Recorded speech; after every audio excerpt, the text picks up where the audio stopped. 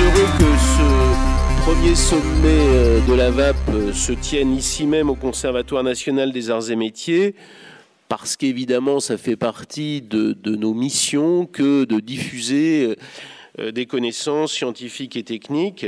Et c'est pourquoi déjà en 2013, à l'initiative de mon voisin, à l'initiative de Didier Gell, qui est donc professeur au CNAM en charge des questions d'édictologie, avait été organisée une première rencontre universitaire sur l'e-cigarette, qui était à la fois donc mettant en question à la fois la dimension technologique et puis évidemment le défi posé en termes scientifiques et en termes de santé.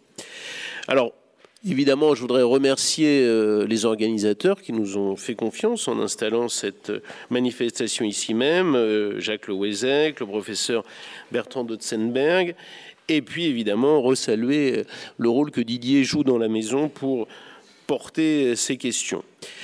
Je voudrais remercier aussi tous les participants que vous êtes, parce que c'est une formule de colloque très originale.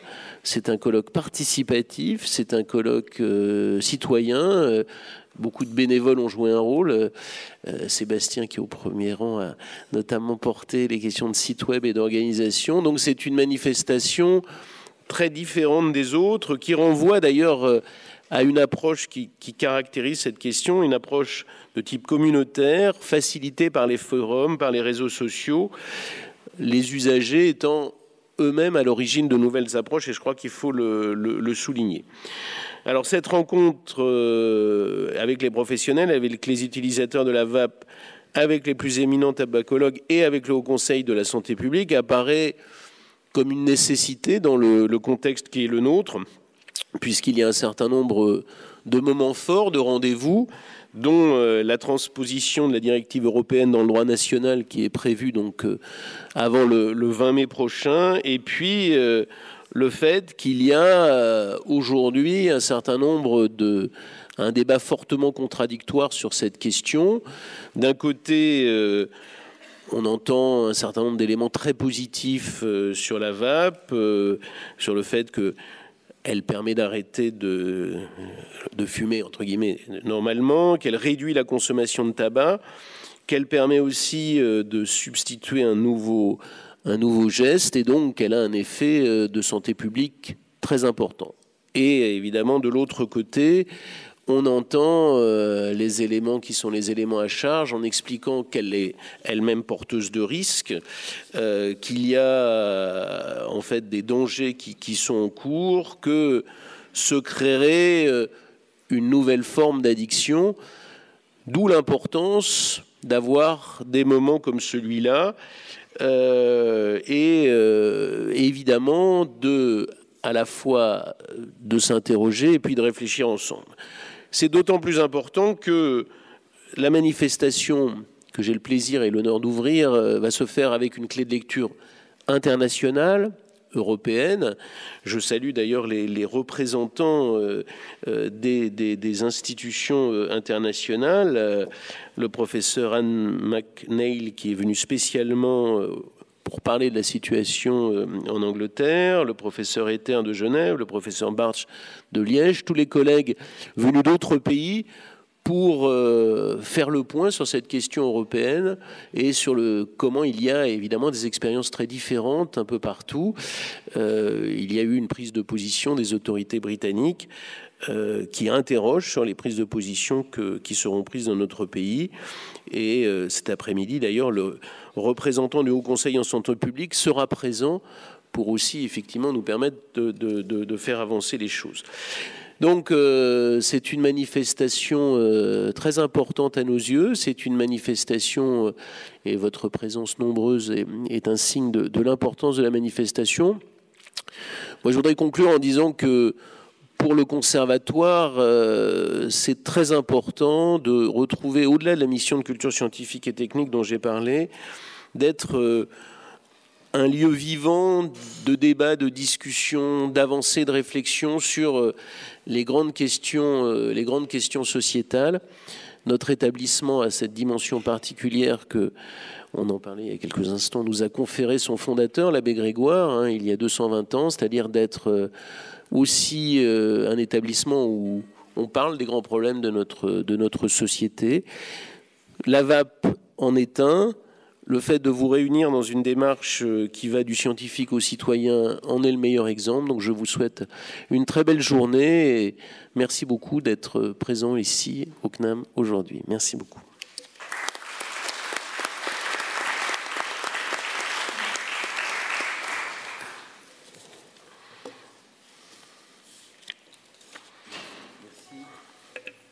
Il faut que tu appuies. Il faut appuyer sur le bouton. Fort. Merci Olivier Faron. Merci à tous d'être présents. J'ai un message à vous lire de Danielle Jourdain-Méninger, présidente de la MILDECA, c'est la mission interministérielle de lutte contre les drogues et les conduites addictives, qui m'a envoyé ce message hier soir à minuit.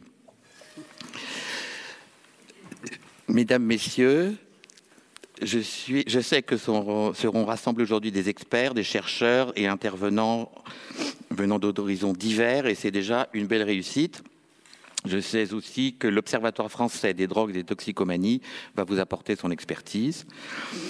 De nombreuses questions se posent encore sur la portée de l'utilisation de l'e-cigarette. C'est pourquoi, à 2 reprises, j'ai saisi le Haut Conseil de santé publique. Des recherches complémentaires sont en cours.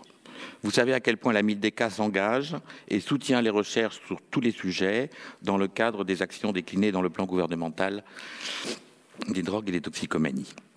Il est en effet important que des rencontres et échanges comme ce qui est organisé par le CNAM aujourd'hui puissent permettre de confronter expertise, produits des premières recherches, interrogations.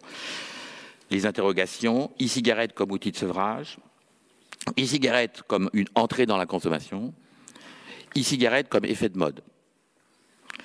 Nous le verrons, il est important de suivre ces différentes pistes qui ne relèvent pas de la seule question de santé publique, mais aussi de l'étude des comportements.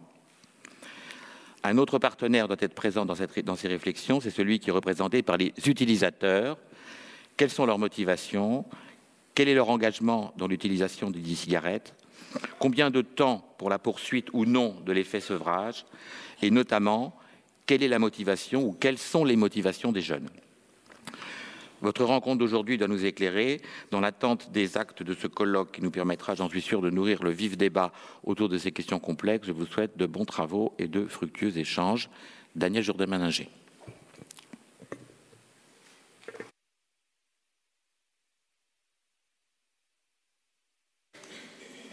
Merci. Moi, j'aurais juste dire un mot. Donc, on a organisé cette journée à 3. On ne pense pas la même chose. Hein. Je ne pense pas la même chose que Didier Gell, un peu plus, mais un peu moins avec Jacques Loézec, qui est un pro-fanatique. Et moi, je me sens un peu entre les deux.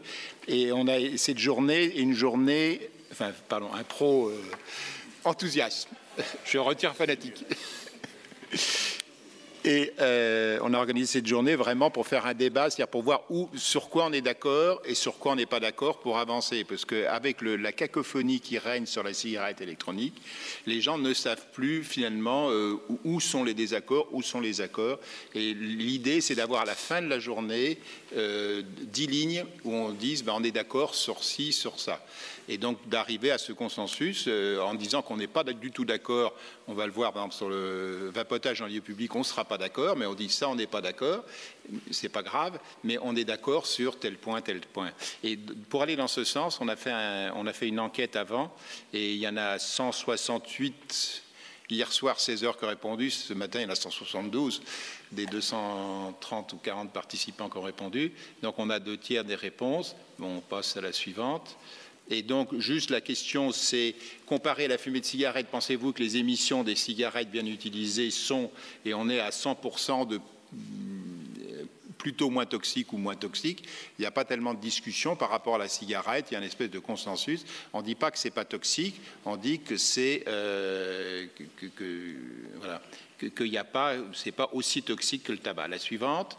Là, il y a un consensus qui est un tout petit peu moins bon, mais qui est bon encore. Chez l'adulte, le vapotage est-il, selon vous, un concurrent de la consommation de tabac? Et je ne sais pas, client du public, là, c'est en trop, c'est resté sur la diapo. Donc, 97% sont dans les verts, les plutôt plus. La question suivante, pour le fumeur, la cigarette électronique est une bonne option. La réponse aussi à 97% oui. Hein, la question a été posée 2 fois de façon différente. Diapo suivante.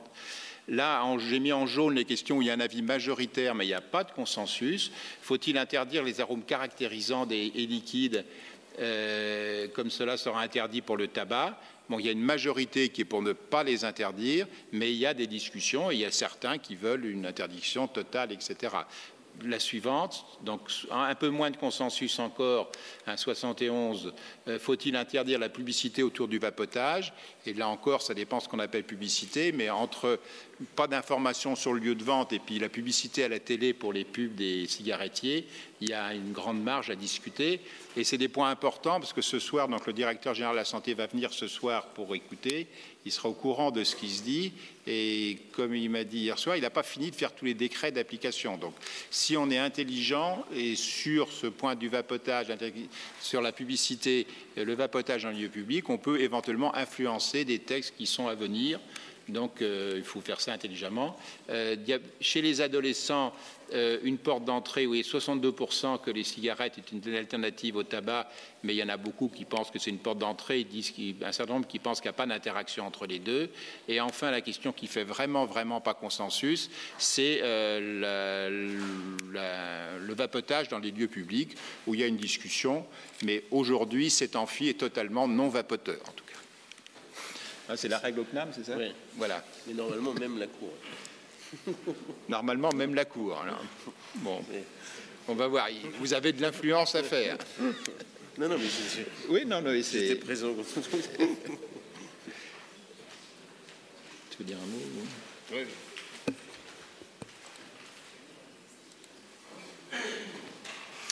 Bien, bonjour à tous. Bienvenue au sommet de la VAP. Merci d'avoir répondu si nombreux. Je tiens bien sûr en premier lieu à remercier Monsieur l'administrateur du CNAM et puis Didier Gell qui ont accepté de nous accueillir dans ces murs. L'idée de ce sommet a germé depuis ma participation au premier sommet ISIC Summit de Londres, donc l'équivalent anglais, qui a connu 3 éditions depuis et qui a abouti aux recommandations du Collège royal des médecins tout récemment, dont la professeure Anne McNeil, ici présente, va nous parler dans quelques instants. L'idée est aussi venue de la réunion que vous avez mentionnée, effectivement, que Didier Gell avait organisée ici il y a 2 ans, dans ce même amphithéâtre. Bien évidemment, je tiens aussi à remercier Bertrand Dotzenberg, puisque avec Didier Gell, ils m'ont beaucoup aidé à mettre en place ce sommet.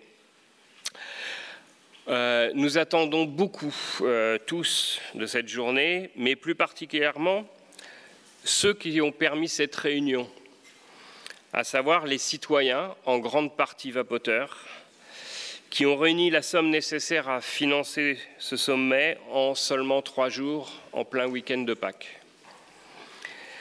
Et que je remercie du fond du cœur. Sans eux, ce sommet n'aurait pas lieu. À propos du cœur, je tiens aussi à rendre hommage à la VAP du cœur, une association qui s'occupe des fumeurs les plus démunis pour les aider à passer à la VAP, grâce à des dons qu'ils reçoivent, à la fois des vapoteurs, mais aussi des professionnels du secteur. Tous ceux ici présents, ainsi que tous ceux qui, je l'espère, nous regardent en direct si les derniers problèmes ont été réglés, ont tous un même but, se débarrasser du tabagisme. Gardons bien cette idée présente à l'esprit toute la journée. Donc, on a fait un tout petit changement parce qu'on a un petit imprévu concernant les casques permettant la traduction simultanée qui vont arriver dans un petit moment. Donc, on a inversé les 2 premiers orateurs et donc c'est Jean-François Ether qui, en premier, va venir nous parler.